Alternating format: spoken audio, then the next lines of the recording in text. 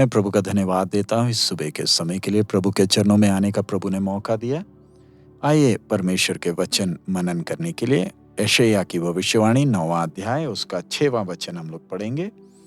क्योंकि हमारे लिए एक बालक उत्पन्न हुआ, हमें एक पुत्र दिया गया है और प्रभुता उसके कांधे पर होगी और उसका नाम अद्भुत युक्ति करने वाला, पराक्रमी परमेश्वर, अनंत काल का पिता और शांति का राजकुमार रखा जाएगा। मैं उर्दू में पढ़ूंगा। यशायाह की भविष्यवाणी 9वां अध्याय उसका 6वां वचन। इसलिए हमारे लिए एक लड़का तवल्लुद हुआ और हमको एक बेटा बख्शा गया और सल्तनत उसके कंधे पर होगी और उसका नाम अजीब, मुशीर, खुदा एक कादिर, अब्दियत का बाप, सलामती का शहजादा होगा। बेतलहम की चरनी में ये बालक के आने के हजारों साल पहले परमेश्वर ने अपने नबी के द्वारा दुनिया के सामने ये ऐलान कर दिया था कि ये बालक कौन होगा। हम आने वाले दिनों में इस बालक के अलग अलग नामों के अर्थ को हम ध्यान देंगे। ये जो नाम दिए गए, ये परमेश्वर के स्वभाव को, जो परमेश्वर हमारा उद्धार करता है, उसके स्वभाव को प्रकट करता है। हम इंसान जब अपने बच्चों को नाम देते हैं, वो इसीलिए देते ताकि बच्चों में फर्क हमें समझ में आए। लेकिन जब एक ही सच्चा परमेश्वर है, उस परमेश्वर को इस उद्देश्य से नाम देने की जरूरत नहीं। जब मूसा ने परमेश्वर से नाम पूछा ताकि वो दूसरों को बता सके, तो परमेश्वर ने अपने आप को प्रकट इस प्रकार किया, मैं जो हूं सो हूं। परमेश्वर ने कोई और खास नाम नहीं दिया, क्योंकि अगर नाम दे तो मनुष्य क्या सोचेगा कि ये नाम जपने से परमेश्वर को खुश कर सकते हैं। उन दिनों में मिस्र में बहुत से देवताएं हैं और फरो के लिए आसान था कि वो एक नाम के लिए एक बड़ा मंदिर बना ले जो उस नाम के यादगारी में हो। हम देखते हैं आरंभ से ही परमेश्वर ने अपने स्वभाव को अलग अलग नामों से प्रकट किया है, जो उसने अपने लोगों को दिया। हम इन दिनों में उन नामों को ध्यान देंगे, लेकिन आज हम परमेश्वर की आत्मा ने जिस नाम को प्रकट किया है, सबसे पहले नाम को हम ध्यान देंगे। उस नाम को जब ध्यान देते हैं तो उसमें अंग्रेजी और हिंदी और उर्दू में फर्क दिखता है। मूल में जब हम देखते हैं तो जैसे हिंदी में दिया, इधर दिया है अद्भुत युक्ति करने वाला, उर्दू में है अजीब मुशीर, लेकिन असली में वो नाम जो पहला है वो है अद्भुत। उर्दू में अजीब, मुशीर या युक्ति करने वाला दूसरा नाम।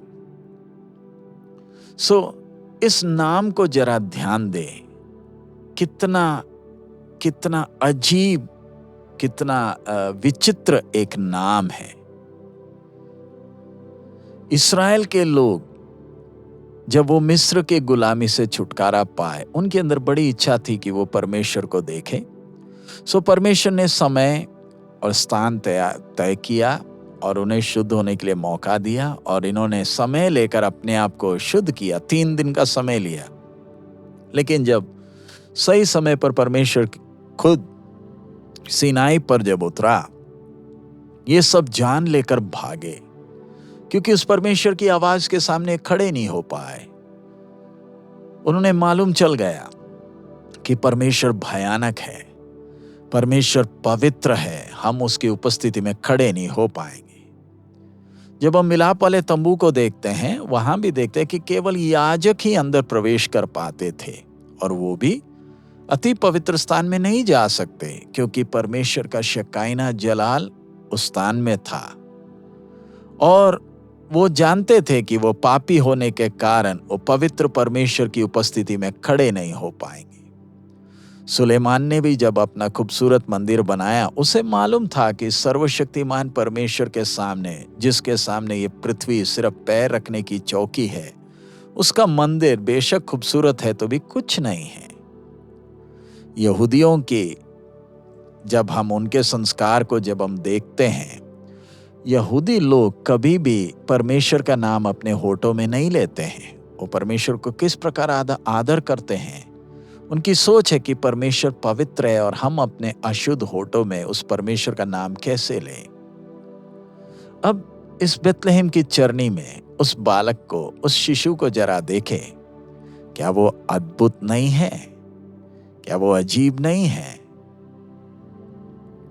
इस बालक में अजीब क्या है, अद्भुत क्या है, इंसान अपने दिमाग से समझ नहीं सकता। परम पवित्र परमेश्वर जो सर्वव्यापी है, उसने अपने आप को एक छोटे से शरीर के अंदर सीमित किया ताकि अशुद्ध पापियों के बीच में आ सके। हम सब पौलुस या साउल के बारे में जानते हैं। वो एक फरीसी था। वो परमेश्वर को दिल से प्यार करता था और व्यवस्था के अनुसार चलकर धर्मी ठहरने का प्रयास करता था। लेकिन वो कलीसिया का सबसे पहला सताने वाला बन गया। क्यों? क्योंकि वो ये सह नहीं पाता था जब उस समय के विश्वासी लोग नाजरत के तरखान को प्रभु और परमेश्वर जब बोलते थे। लेकिन दमस्कस के फाटक में जब प्रभु यीशु का साउल के साथ मुलाकात हुआ, सब बातें बदल गई।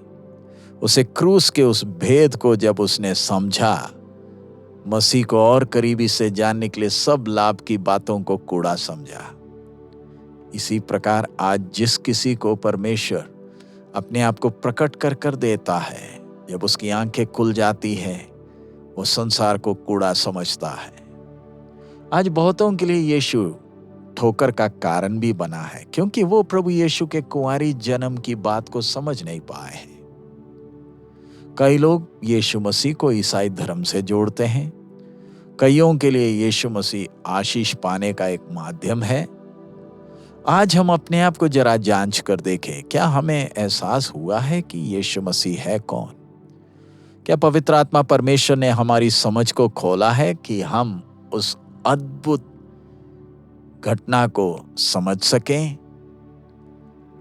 जब दुनिया क्रिसमस मना रही है, उस त्योहार में व्यस्त है, परमेश्वर की आत्मा हमें सहायता करे कि हम प्रभु यीशु को और करीबी से जान सकें।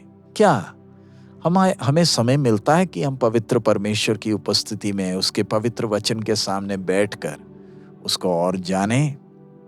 इन दिनों में परमेश्वर की आत्मा हमें बलवंत करे, स्वर्गीय ज्ञान से भर दें, ताकि हम प्रभु को और जान सकें, उसके भेदों को जान सके। आइए हम सिर झुकाएं, प्रार्थना करें। हमारे अनुग्रहकारी दयालु पिता, हम आपका धन्यवाद देते हैं सच्चे समय के लिए। प्रभु, आपके वचन के द्वारा आप हम एक एक से बात कर रहे हैं। प्रभु, आपने अपने आप को प्रकट कर कर दिया, इसलिए धन्यवाद। धन्यवाद प्रभु। आप अद्भुत हैं, आप अजीब हैं। प्रभु, इस बात को समझने के लिए हम एक एक को सहायता कर, ज्ञान और समझ दे।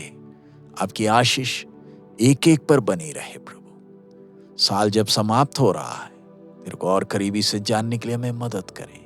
यीशु मसीह के मधुर नाम से हम मांगते हैं, आमीन। हमारा प्रभु अद्भुत है, अजीब है। आइए इन दिनों में हम समय बिताएं ताकि उसको और करीबी से जान सके और इसकी इच्छा के अनुसार हम चल सके। प्रभु, हम सबको आशीष दे। हमारा प्रभु अति शीघ्र आ रहा है। मारा ना था।